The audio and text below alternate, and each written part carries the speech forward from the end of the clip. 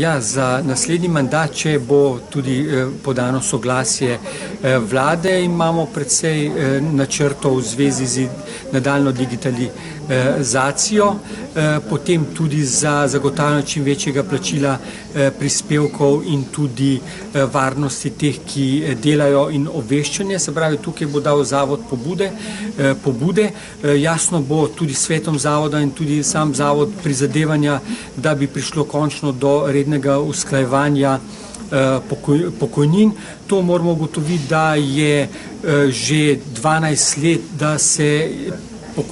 da zavod posluje z izravnanimi prihodki in odhodki.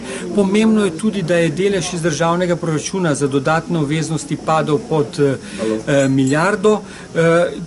Zavod si bo pa tudi v samih postopkih prizadeval, da bojo zavarovanci in upokojenci čim prej prišli do svojih pravic in jih potem uživali, se pravi, da bomo tisto temeljno vizijo izvajali zadovoljna stranka, zadovoljna javnost in zadovoljni zaposleni.